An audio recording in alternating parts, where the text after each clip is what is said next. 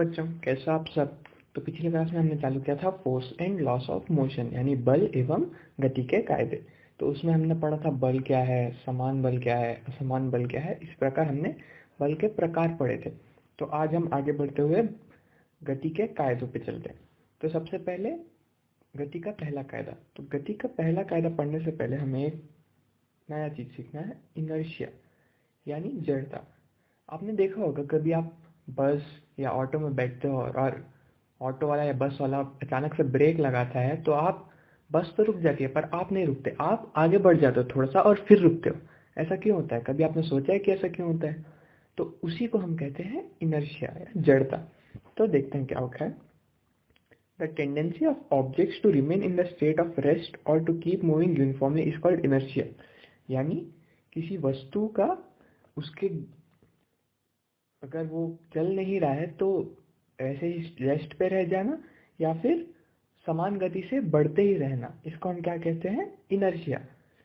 जैसे कि आप अगर ऑटो में बैठे और अचानक से ब्रेक लगाते हैं तो ऑटो तो रुकती है पर आप नहीं रुकते, आप थोड़ा सा आगे चले जाते हो। तो उसी को हम कहते हैं इनर्शिया। और जैसे एक फुटबॉल रखा है, आप जब तक उसको लात नहीं मारोगे वो चलेगा नहीं, वो तो रेस्ट पे रहेगा, वो रुका ही रहेगा। तो वो भी क्या है? इनर्शिया ही है। अगर कोई वस्तु रुका हुआ है या समान गति से चल रहा है तो उस पे जब तक आप बल नहीं लगाओगे तो वो चेंज नहीं होगा, वो उसी गति में रहेगा। तो इसे हम क्या कहेंगे? इनर्शिया कहेंगे, ये जड़ता कहेंगे। तो एग्जाम्पल देख लेते हैं। We fall back when a vehicle starts moving in the forward direction because our body is in state of rest and it opposes the motion of the vehicle. जैसे आप कोई बस में बैठे हो और बस चालू नहीं हुआ, तो जैसे ही बस चालू करता है तो आप क्या होते हो? थोड़ा सा आगे बढ़ जाते हो। क्यों बढ़ जाते हो? क्योंकि आपकी गति और बस की गति में फर्क था।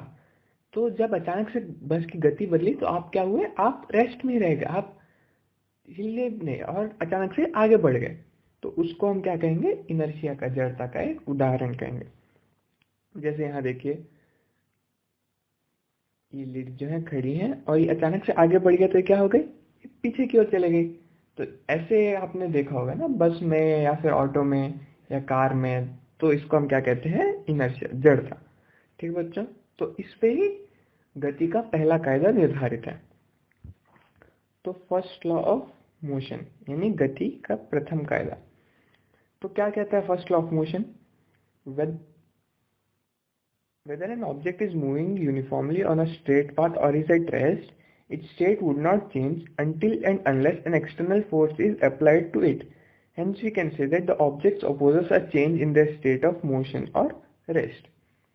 तो जब तक आप किसी स्थिर वस्तु या चलती हुई वस्तु पे बल नहीं लगाओगे तो वो जिस गति से चल रहा है वह उसी गति से चलते रहेगा, उसमें कोई बदलाव नहीं आएगा, चेंज नहीं आएगा। तो उसको हम क्या कहेंगे? First law of motion, Newton first law of motion, गति का पहला कायदा। ठीक है बच्चों, समझ में आया? अगर कोई वस्तु है जो किसी समान गति से चल रहा है, जब तक आप इस पे बल नहीं लगाओगे तब तक ये क्या होगा? उसी समान गति से चलते रहेगा, ये अपनी दिशा या अपना गति नहीं बदलेगा। तो यहाँ पे एक एग्जांपल दिया, देखो जैसे ये फुटबॉल है, जब तक इसको कोई मारेगा नहीं तब तक क्या होगा? वो स्थिर ही रहेगा, उसमें तो गति आएगा ही नहीं। तो दूसरे केस में क्या किया हमने? फुटबॉल को मारा तो उसकी गति चेंज हो गई। अब ये बहुत तेज गति से जा रहा है और ये गति से ये जाते ही रहेगा, कब तक? जब तक इसको नेट रोकेगा नहीं। नेट इस पे उल्टा फोर्स लगाएगा तो उस कारण क्या होगा? ये फिर से इसकी गति में परिवर्तन आएगा और फिर इसकी गति में कम हो जाएगा थोड़ा सा और ये थोड़ी देर में रुक जाएगा। समझ में आया? तो एग्जाम्पल और एक बार देख लीजिए। पहली केस में ये क्या है? स्थिर है, उसमें कोई गति नहीं है। उसके बाद हमने इसको लात मारा तो उस गति में परिवर्तन आया और वो हिलने लगा और वो बहुत तेजी से जाने लगा और उसी तेजी से जाते रहेगा, कब तक? जब तक उस पर फिर से गति नहीं लगेगी, उस पर फिर से बल नहीं लगेगा।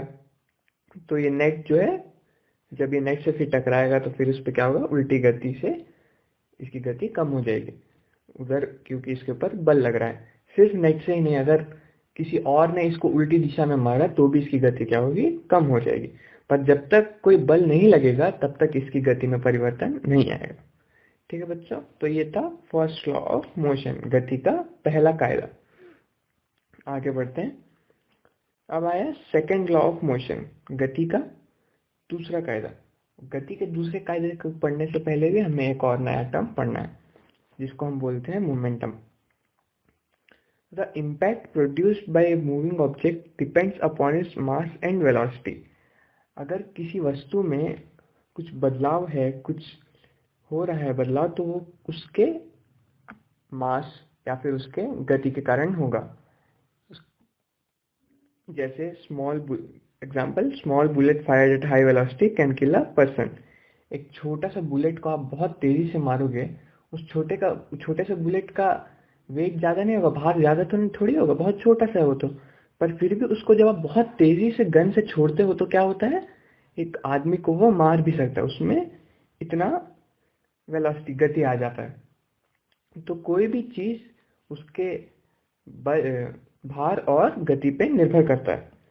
तो मोमेंटम क्या है, हम नया टर्म पढ़ रहे हैं मोमेंटम। मोमेंटम क्या है, the product of mass and velocity is called momentum. यानी भार और गति का प्रोडक्ट को क्या बोलेंगे हम, इनके गुणा को क्या बोलेंगे हम, momentum. It is a vector quantity, its direction is same as the object's velocity. जिस दिशा में आपके वस्तु का गति होगा उसी दिशा में उसका भी दिशा होगा। Denoted by P. हम मोमेंटम को कैसे दिखाते हैं, पी।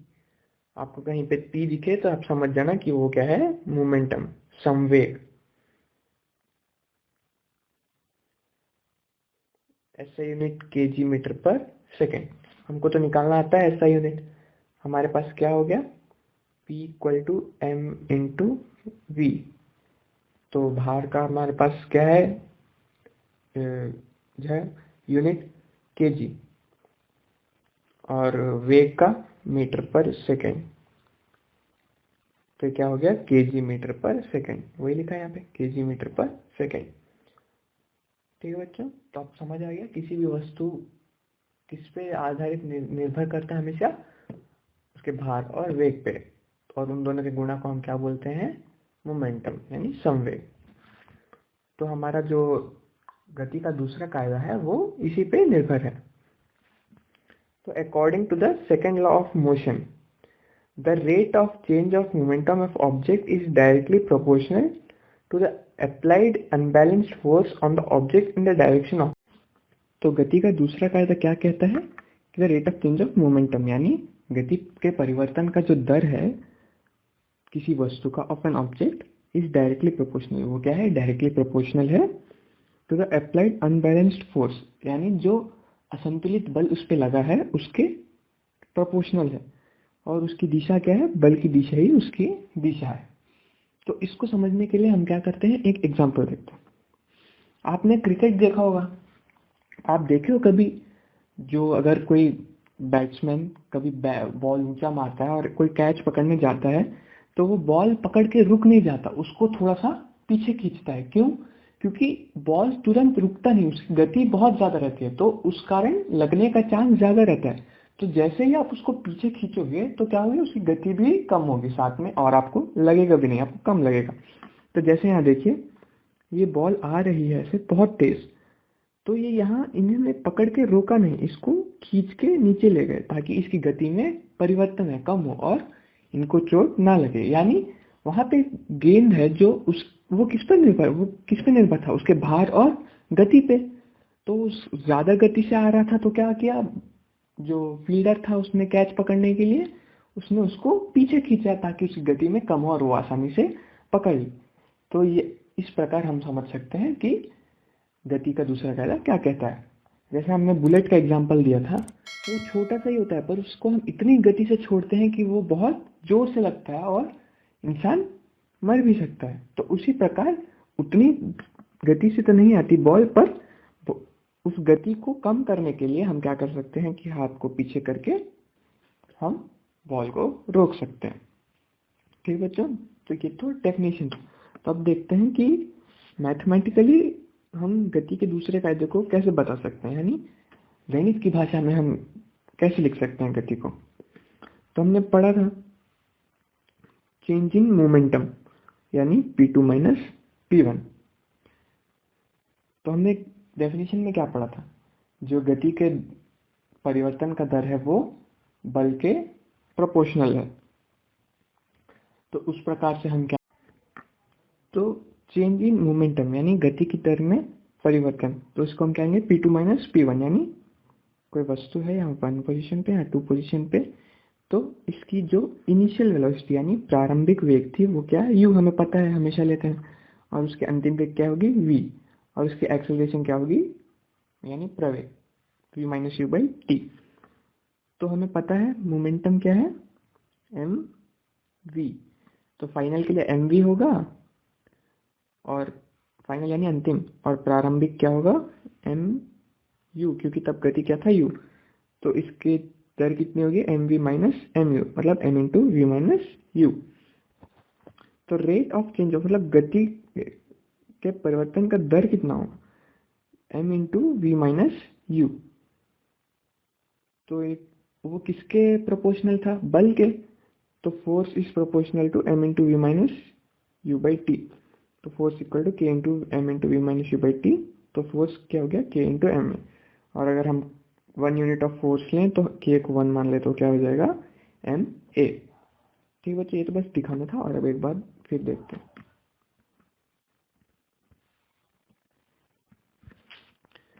तो हमें पता है मोमेंटम जो अंतिम पोजीशन होगा उसके लिए क्या होगा एम वी, और जो इनिशियल होगा उसके लिए क्या होगा यानी प्रारंभिक एम यू। ठीक बच्चे, तो अब इसका अंतर कितना होगा P F minus P I, यानी m into we minus U. ये प्रोपोर्शनल है, ये इक्वल टू नहीं है। प्रोपोर्शनैलिटी के लिए हम हमेशा ये सिंबल यूज करते हैं, ऐसे दिखाते हैं प्रोपोर्शनैलिटी को। हमने पढ़ा था कि प्रोपोर्शनल है, हमने गति के दूसरे कायदे से पढ़ा था कि ये प्रोपोर्शनल है। तो हमने क्या पढ़ा था, गति का जो परिवर्तन का दर है, तो उसको हम गति का परिवर्तन का दर क्या होगा P F minus P I by T. तो इधर टी से डिवाइड किया, गुणा किया है, भागाकार किया, तो यहाँ भी करेंगे। ठीक है बच्चों, तो हमने क्या पढ़ा कि गति के परिवर्तन का दर जो है वो किसके प्रोपोर्शनल है, फोर्स के, बल के। तो ये किसके और भी किसके प्रोपोर्शनल हो गया, बल के। तो ये इसके प्रोपोर्शनल हो गया। तो F इज प्रोपोर्शनल टू कोई कांस्टेंट k मान लो टाइम्स m इंटू, हमें पता है v minus U by T क्या होता है, प्रवेग m a। ये k यानी जब हम प्रोपोर्शनलिटी हटाएंगे तो क्या आएगा। तो अगर हम इसको हटाना है तो हमको किसी एक कांस्टेंट से मल्टीप्लाई करना पड़ेगा। ठीक है बच्चा, समझ में आया? ये F इक्वल टू के इंटू एम ए आ गया। तो एक बार लिख लेते हैं अच्छे से।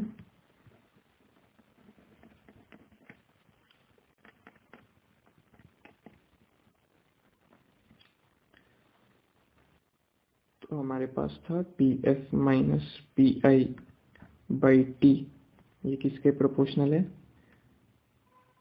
M into we minus U by T, और ये किसके और के प्रोपोर्शनल है, बल के। तो बल भी क्या हो गया, इसके प्रोपोर्शनल हो गया। और v minus U by T हमको पता है कि प्रवेग होता है, हमको पता है ना, चेंज इन वेलोसिटी, गति में परिवर्तन का दर क्या बोलते हैं हम, प्रवेग। और हम इसको हटाने के लिए क्या लिखेंगे, इक्वल टू लगा के एक कांस्टेंट से मल्टीप्लाई कर देंगे। और 1 यूनिट ऑफ फोर्स के लिए k क्या होगा 1, तो हम इसको 1 मान लेंगे, और इसको लिख सकते हैं F equal to m into A. ये हमारे पास आ गया नया फॉर्मूला, बल इक्वल टू भार मास m इंटू प्रवेग एक्सेलरेशन a। ठीक है बच्चों, तो यही लिखा है हम, फोर्स इक्वल टू m, बल equal to mass into acceleration. तो ऐसा यूनिट निकालना है, एकम निकालना आता है हमको, m इंटू ए, मास का कितना है kg, एक्सेलरेशन प्रवेग का मीटर पर सेकंड स्क्वायर। तो क्या हो गया, केजी मीटर पर सेकंड स्क्वायर, ये लिखा है। और इसको ही हम क्या बोलते हैं, न्यूटन, क्योंकि न्यूटन ने लॉस ऑफ मोशन, गति के कायदे बनाए, तो हम उनके नाम पे इसका यूनिट लिखते हैं। तो जब भी आपको कहीं न्यूटन दिखे तो आपको केजी मीटर पर सेकंड स्क्वायर है करके समझ जाना, ये ऐसा यूनिट ही है, ये भी है। जैसे आपको ऑप्शन में दो चीज दिया है, न्यूटन और केजी मीटर पर सेकंड स्क्वायर, तो आप दोनों पे टिक लगाएंगे, ऐसा नहीं है कि इस पे लगा के इसको छोड़ दिया, इस पे लगा के इसको छोड़ दिया, तो आप दोनों पे लगाएंगे। ठीक है बच्चों, तो आज हमने क्या क्या पढ़ा। सबसे पहले हमने देखा झड़प क्या है, झड़प क्या है, जड़ता क्या है, तो किसी वस्तु का अब स्थिर रह जाना या फिर समान वेग के साथ चलते ही रहना, उसको हम उस फिनोमेना है, उसको इसको हम क्या कहते हैं, जड़ता। उसके बाद उसका एग्जाम्पल्स देखे हमने। उसके बाद गति का पहला कायदा पढ़ा कि किसी वस्तु पे जब तक हम बल नहीं लगाएंगे वह स्थिर है तो स्थिर ही रह जाएगा, या फिर समान गति से चल रहा है तो चलते ही रह जाएगा। उसके बाद हमने देखा संवेग क्या है, मोमेंटम क्या है, हर वस्तु भार और उसके वेग पे निर्भर रहता है। उस मोमेंटम से हमने क्या पढ़ा, सेकंड लॉ ऑफ मोशन, गति का दूसरा कायदा, कि मोमेंटम जो है, गति के परिवर्तन का जो दर है वह क्या है, जो हमारा बल है उसके डायरेक्टली प्रोपोर्शनल है, और उसकी दिशा बल की दिशा ही होगी। उसके बाद हमने उसका एग्जाम्पल देखा कि वो किस प्रकार यूज होता है, क्या कैसे बता सकते हैं उसको। उसके बाद हमने देखा गणित की भाषा में हम गति के दूसरे कायदे को कैसे लिख सकते हैं, और उसका एकम, और देखा हमने उसका फॉर्मूला देखा। ठीक है बच्चों, ये आज का चैप्टर, आज का लेसन था। इसके बाद अगला आपको मिलेगा, लास्ट एक लॉ बचा है, और उसके बाद ये चैप्टर खत्म हो जाएगा। ठीक बच्चों, कोई डाउट हो तो पूछना, और कल आपको इसका असाइनमेंट मिलेगा।